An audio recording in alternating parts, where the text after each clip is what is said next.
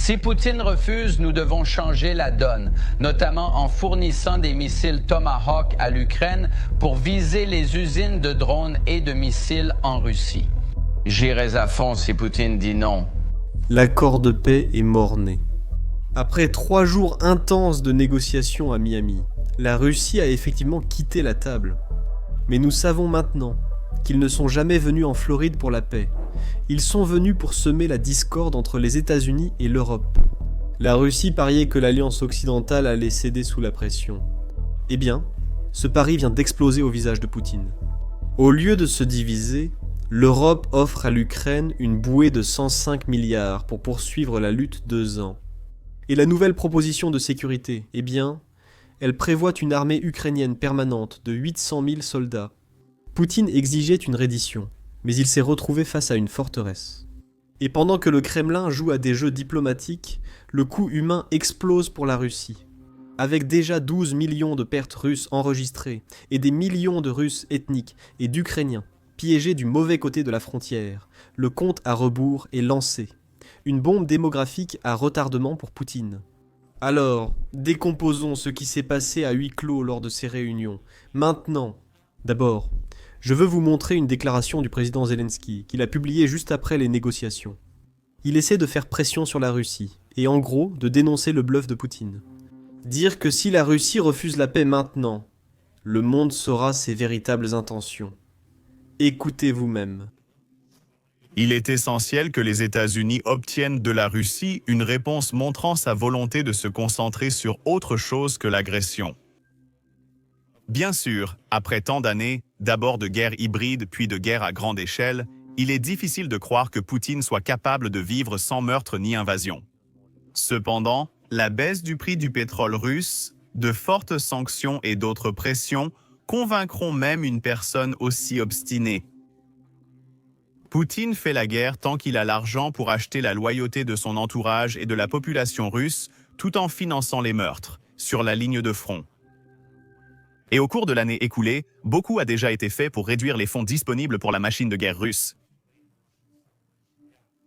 Passons maintenant à toutes ces réunions qui ont eu lieu pendant le week-end. D'abord, la délégation américaine a rencontré l'Allemagne et l'Ukraine à Berlin. Cela s'est passé pendant la semaine, puis pendant le week-end, il y a eu de multiples réunions, entre pratiquement toutes les parties. Il y avait la délégation ukrainienne et européenne qui se trouvait à Miami.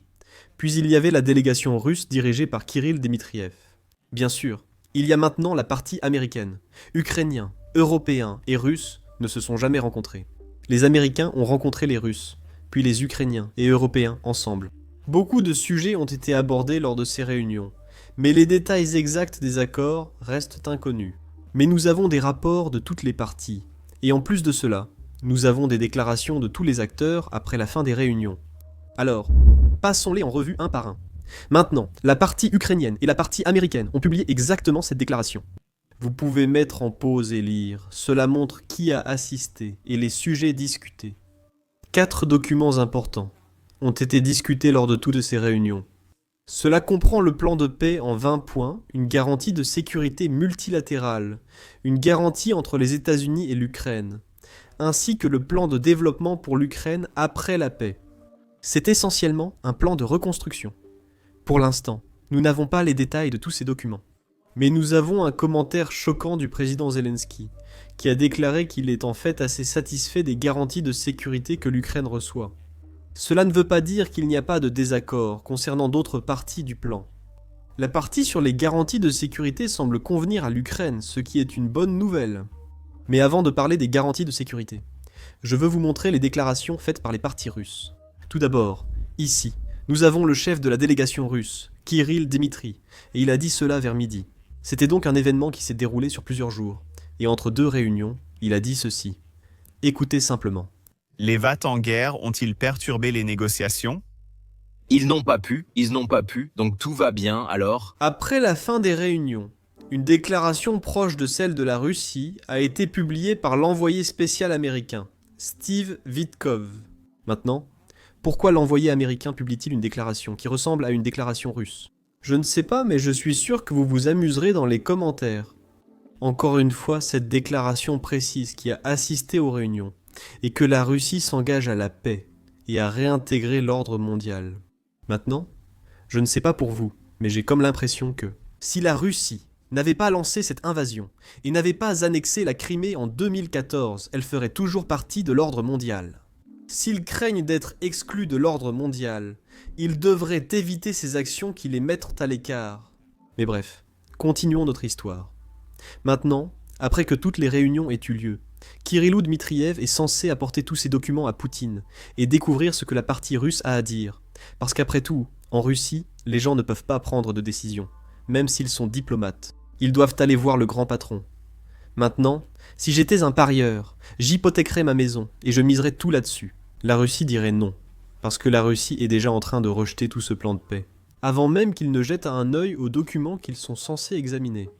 Ici, nous avons l'assistant de Poutine, c'est comme le conseiller principal de Poutine. Et il a déclaré publiquement que si les Européens sont satisfaits du plan de paix, la Russie ne va probablement pas l'accepter. Écoutez bien. Il est actuellement en voyage d'affaires à Miami. J'espère que M. Dmitriev est en voyage d'affaires et qu'il rapportera certains signaux que les Américains ont reçus des Européens et des Ukrainiens. Et nous discuterons de tout cela ici, nous verrons ce qui peut être accepté et ce qui ne peut absolument pas l'être. Je pense que la plupart des propositions ne nous conviendront pas, bien sûr, parce que nous resterons fidèles à ce sur quoi nous nous sommes mis d'accord à Anchorage et lors d'autres réunions avec les représentants États-Unis. La plupart des propositions sont ukraino-européennes. Eh bien, oui. Ce qui a été proposé me semble plutôt peu constructif. Dmitriev vous envoie sûrement déjà des signaux de là-bas, non? Eh bien, Dmitriev rapporte certaines choses, mais nous attendons son retour. J'espère qu'il reviendra lundi et qu'il fera tout d'abord un rapport au président sur les résultats de ces négociations. Après cela, nous élaborerons une position à partir de laquelle nous avancerons, y compris dans nos contacts avec les Américains. Je souhaite évoquer ici un rapport intéressant publié par Keith Post. Et il parle de ce qui s'est réellement passé lors de ces réunions à huis clos. D'après ce rapport, il semble que la Russie ne cherchait pas vraiment à négocier les points du plan de paix, mais que son objectif était plutôt de semer la discorde entre Washington et l'Europe. La Russie a déclaré qu'elle était vraiment mécontente du fait que les États-Unis aient tenu des réunions avec des responsables européens à Berlin. Et ils étaient également mécontents de toutes les modifications apportées à ce document du plan de paix après les réunions européennes. Ensuite, Kirill a également déclaré publiquement que les Européens ruinent en réalité toute chance de paix au lieu de faciliter un compromis. Pour être honnête, ça me fait plaisir que les Russes soient frustrés.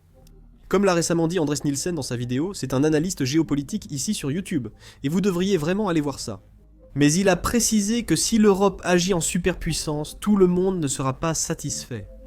La Russie sera très agacée quand l'Europe commencera à agir selon son poids, et c'est ce qui se passe. On peut le voir simplement en regardant les déclarations publiques que Poutine fait, et en fait ces dernières semaines, Poutine s'est vraiment concentré sur les dirigeants européens. Tout récemment, l'Union européenne a adopté un paquet de 90 milliards d'euros, ou environ 105 milliards, pour continuer à financer les forces de défense ukrainiennes pour les 2 prochaines années. C'est quelque chose que Poutine n'attendait pas parce qu'il espérait vraiment que l'économie ukrainienne s'effondre avant l'économie russe. Tellement en colère après l'adoption qu'il a traité les dirigeants européens de petits porcs. Il l'a dit publiquement d'ailleurs. Écoutez. Tout le monde pensait qu'ils allaient détruire la Russie en peu de temps, qu'ils allaient la ruiner. Et les petits cochons européens se sont immédiatement joints à l'ancienne administration américaine pour l'aider dans cette tâche de l'administration américaine. Ils espéraient profiter de l'effondrement de notre pays pour retrouver ce qui avait été perdu lors des périodes historiques antérieures. Et ils ont essayé de se venger. Pour essayer de se venger. Comme il est désormais évident pour tout le monde, toutes ces tentatives et tous ces plans destructeurs contre la Russie ont complètement échoué. Et ils ont complètement échoué. Petite parenthèse. Je lis actuellement l'histoire de la Seconde Guerre mondiale. Si je me souviens bien, je crois qu'Hitler avait l'habitude de qualifier les autres dirigeants de petits rats. Je suppose que Poutine apprend aussi, et je veux maintenant parler des garanties de sécurité, car l'Ukraine apprend également. Hitler ne s'est pas arrêté après avoir obtenu des territoires. et Poutine ne va pas s'arrêter non plus. L'Ukraine s'est donc concentrée sur l'obtention de garanties de sécurité pour assurer sa souveraineté durablement. Pas seulement un cessez-le-feu temporaire. Et devine quoi, Zelensky est en fait très satisfait de ce qui est proposé pour la partie ukrainienne. Dans un récent commentaire, le président Zelensky a indiqué que le dossier de base du plan de paix est déjà prêt. Le plan présente 20 points pour la paix, comme nous en avons parlé, et selon lui, bien que ce ne soit pas parfait, le plan pour les garanties de sécurité semble convaincant. C'est assurément une bonne nouvelle, mais heureusement pour nous tous, Zelensky partage en fait les détails de ce à quoi ressemble cette garantie de sécurité. Regardons cela. Comme beaucoup l'ont deviné, il existe 3 types de garanties. Le premier, il existe une garantie entre l'Ukraine et les États-Unis, ainsi qu'une garantie de sécurité entre l'Ukraine et l'Europe. Enfin, il y a la garantie de sécurité ukrainienne elle-même. Que cela signifie-t-il ? Cela signifie, selon Zelensky, que les forces armées ukrainiennes doivent compter au moins 800 000 soldats. Petit rappel, le plan initial russe a été rendu public il y a quelques semaines ou 2 mois. Il disait que l'Ukraine pourrait avoir une armée limitée à 600 000 personnes. L'Ukraine semble désormais prête à accepter une limite sur ses forces armées, mais souhaite qu'elle soit plus élevée que celle proposée par la Russie. Je suppose que cela ne sera pas un gros problème pour la Russie maintenant. La deuxième garantie ukrainienne est, bien sûr, l'adhésion de l'Ukraine à l'Union européenne. Il y a de nombreuses dimensions à cela, et tout le monde comprend que cela offre une sécurité économique, mais aussi un accès au marché. L'Union européenne a aussi une dimension militaire que beaucoup ignoraient, moi y compris. L'Union européenne possède une clause sur la souveraineté de ses membres. Et devinez quoi ? Elle est en fait assez forte d'un point de vue militaire, ce n'est pas aussi fort que l'OTAN, mais c'est quand même quelque chose. Et en plus de tout cela, l'adhésion à l'Union européenne ouvre beaucoup d'autres programmes pour l'Ukraine, donc c'est un énorme avantage. Une autre partie de la garantie de sécurité européenne concerne la coalition de Billing. Cette coalition comprend environ 30 membres, et elle bénéficie également d'un soutien des États-Unis. Les détails précis de ce soutien restent à discuter, c'est-à-dire ce que signifie réellement ce soutien américain. Les États-Unis donnent-ils seulement des renseignements, ou fourniront-ils aussi des défenses et un soutien aérien ?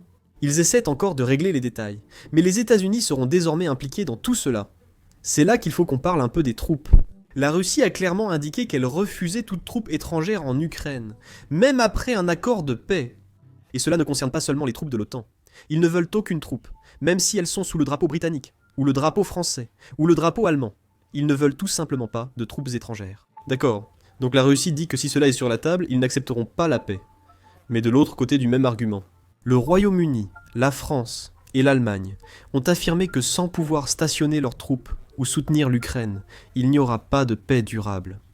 Les Européens ne disent pas vouloir envoyer leurs troupes en première ligne, car ils ne le souhaitent pas.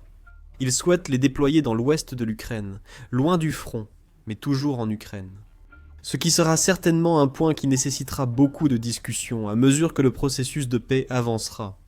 Maintenant, cela nous amène à la dernière partie de la garantie de sécurité, à savoir la garantie de sécurité entre l'Ukraine et les États-Unis. Les États-Unis semblent proposer un dispositif similaire à l'article 5 de l'OTAN. Une attaque contre l'Ukraine serait considérée comme une attaque contre eux et l'Alliance occidentale. Et en plus de cela, ce traité serait effectivement ratifié par le Sénat. L'Ukraine préférerait cela, car la garantie de sécurité serait ainsi bien plus forte. Mais l'administration Trump propose aussi cela. C'est donc un grand avantage. Cela signifie que ce nouveau traité, si nous en arrivons là, sera beaucoup plus solide que le mémorandum de Budapest, qui a été signé en 1994, si je me souviens bien, parce que le mémorandum de Budapest n'était pas vraiment un décret exécutif. Mais c'était comme un traité exécutif, non ? Mais une fois qu'il est ratifié, le traité devient beaucoup plus solide. Il fait partie des traités qui ont été ratifiés.